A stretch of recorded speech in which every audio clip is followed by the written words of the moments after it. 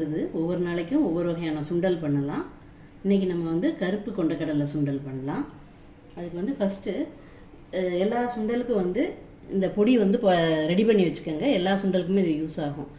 1 cup வந்து தனியா எடுத்திருக்கேன். அதை வறுத்துக்கலாம். எண்ணெய் விட வேண்டாம்,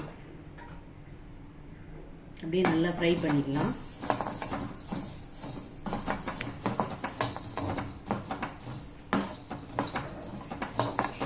இந்த பொடி இந்த மாதிரி பண்ணி வச்சிட்டிங்கன்னா 6 மாதம் ஆனாலும் கெட்டு போகாது.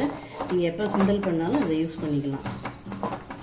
எண்ணெய் விட்டோம்னா கொஞ்சம் சிக்கு வாடை அடிக்கும், அதனால் எண்ணெய் விடாமையே ஃப்ரை பண்ணிக்கலாம்.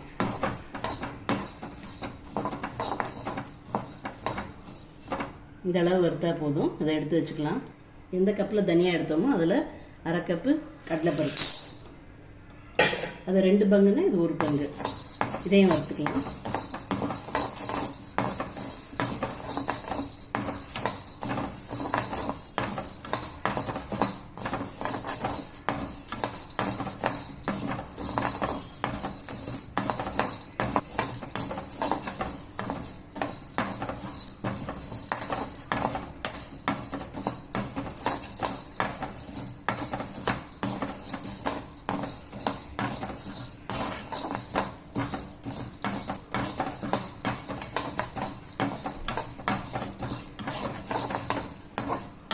நல்லா பச்சை வாசனை போக வாசனை வர வறுத்தா போதும்.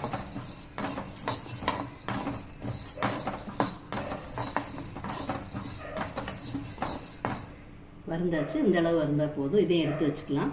1 கிண்ணம் தனியாக்கு 1/2 கிண்ணம் மிளகாய். தனியா வந்து 2 பங்குன்னு 1 பங்கு கடலைப்பருப்பு, 1 பங்கு காஞ்ச மிளகாய். இதையும் நல்லா வறுத்துக்கலாம்.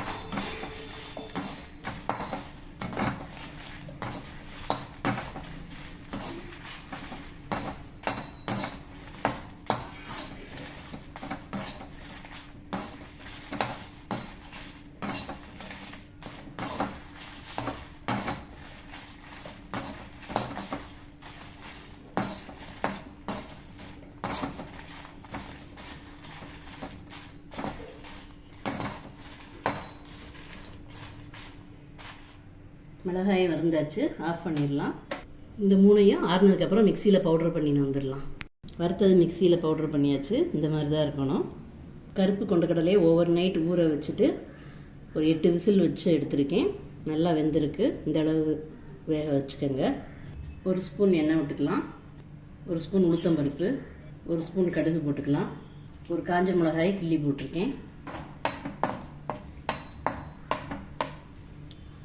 கருப்பு கொண்டக்கடலையில் ப்ரோட்டீன் ஜாஸ்தி இருக்குது. எல்லா சுண்டல்லையுமே எல்லா தானியங்கள்லையுமே ப்ரோட்டீன் இருக்குது. கருப்பு கொண்டக்கடலை இன்னும் ஜாஸ்தி. வெடிச்சு வச்சு கொஞ்சமாக பெருங்காயம் போட்டுக்கலாம். கருவேப்பிலை போட்டுக்கலாம்.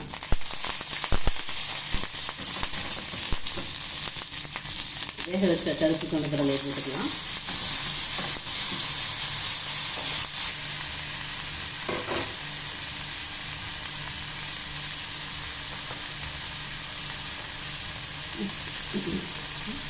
நான் வேக வைக்கும் போதே உப்பு போட்டிருந்தேன், அதனால் இப்போ பார்த்து போட்டுக்கோங்க உப்பு.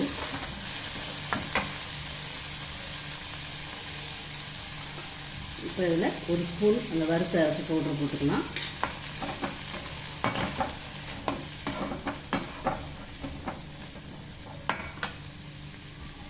தேங்காய் துருவி வச்சுருக்கேன், அதை போட்டுக்கலாம். தேங்காய் ஒரு 4 ஸ்பூன் போடுங்க.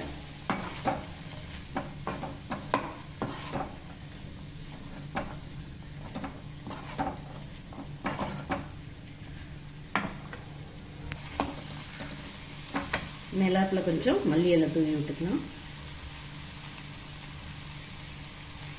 கருப்பு கொண்டக்கடலை சுண்டல் சூப்பராக ரெடி ஆயிடுச்சு. உங்களுக்கு இந்த வீடியோ பிடிச்சிருந்ததுன்னா லைக் பண்ணுங்கள், ஷேர் பண்ணுங்கள், சப்ஸ்கிரைப் பண்ணுங்கள். பக்கத்தில் இருக்கிற பெல் ஐக்கானை கிளிக் பண்ணிங்கன்னா நான் போடுற வீடியோஸ்லாம் நோட்டிஃபிகேஷனாக வரும். தேங்க்யூ.